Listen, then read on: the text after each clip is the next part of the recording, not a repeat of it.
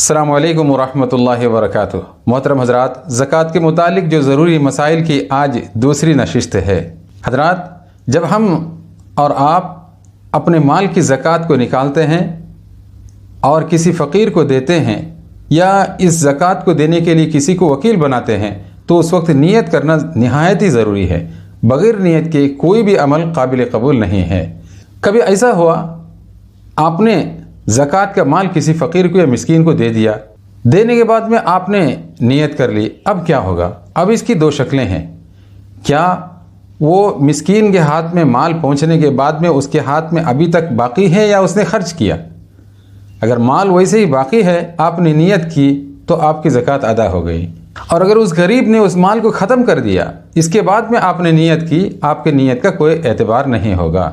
और जिसको हम ज़कात का माल देते हैं उसको उस माल का मुकम्मल मालिक बनाना ज़रूरी है। अगर आपका कोई कर्ज़दार है, कर्ज़ देने का बाकी है, आपने दिल के अंदर ये नीयत कर ली कि मैंने अपने ज़कात के माल उसको जो दे दी और उसको बता दिया कि मैंने तुम्हारा कर्ज़ माफ़ किया, बल्कि उसके लिए ज़रूरी है कि सबसे पहले जो ज़कात का माल है वो उस गरीब को या कर्ज़दार को दे दें और उसके बाद में वो कर्ज़दार उस माल को उठाकर उसके मालिक को दे दिया, तब उसकी ज़कात की अदायगी होगी।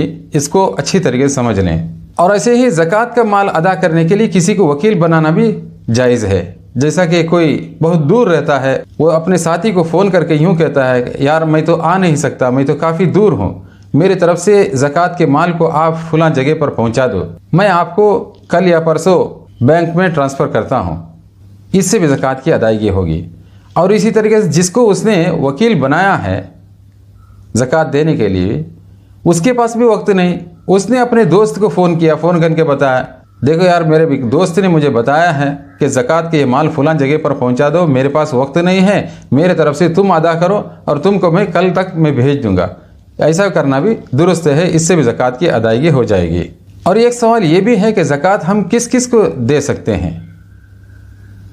फ़कीर है, फ़कीर उस शख्स को कहते हैं कि जो साहिब निसाब ना हो, निसाब के मिक़दार माल ना हो। निसाब क्या है, इसको पहले वीडियो के अंदर पूरी तफसील के साथ मैंने बता दी है।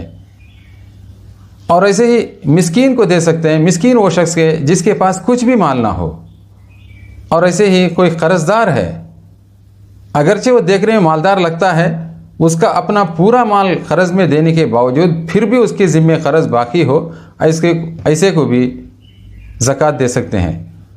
और ऐसे ही मुसाफिर को भी ज़कात दे सकते हैं। मुसाफिर सफ़र के हालत में है, अगरचे वो अपने घर में मालदार है लेकिन इस वक्त वो परेशान है, मजबूर है, इसको भी ज़कात की रकम दे सकते हैं। ज़कात के सबसे ज़्यादा मुस्तहिक अपने करीबी रिश्तेदार है।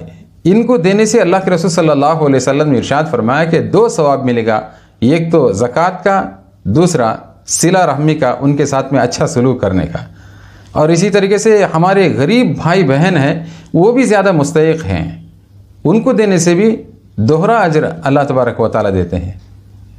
और ऐसे ही ज़कात का माल सौतेली माँ को, यानी जो अपनी सगी माँ नहीं हैं, उसको दे सकते हैं।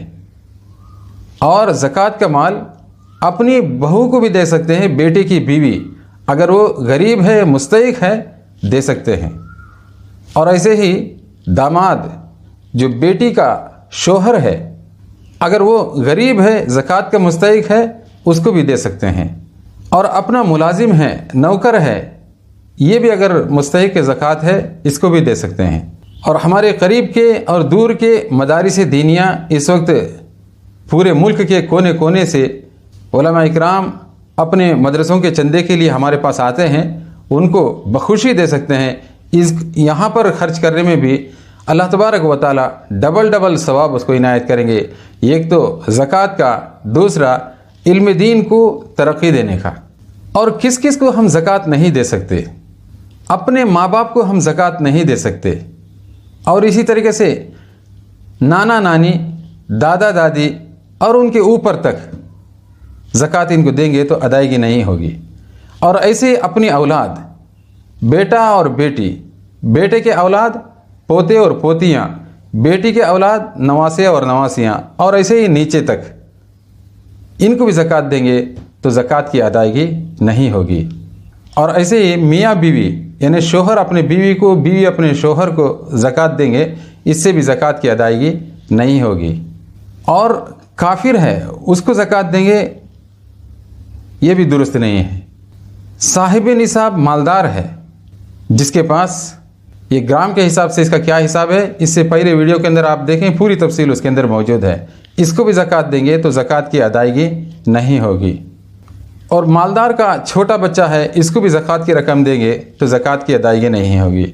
जो ख़ानदान बनी हाशिम है, जिनको हम और आप सईद कहते हैं, इनको भी ज़कात देंगे, ज़कात की अदायगी नहीं होगी। हजरात, ये ज़कात के मुताल्लिक़ कुछ ज़रूरी बातें थी जो आज के नशिस्त के अंदर आपके सामने पेश की गई है। और भी इसके बहुत सारे मसाइल बाकी हैं, इसको अगले नशिस्त के अंदर आप हजरात के सामने इंशाअल्लाह पेश किया जाएगा। दुआ करें कि अल्लाह तबारक व तआला हमें और आपको इस माह मुबारक के अंदर इन मसाइल के रोशनी में अपने मालों का हिसाब करके जिन जिन को पहुँचाना है, मुस्तहिकीन तक पहुँचाना हम सबको आसान फरमाए। आमीन या रब्बल आलमीन। आखिर दावाना अनिल हम्दुलिल्लाहि रब्बिल आलमीन।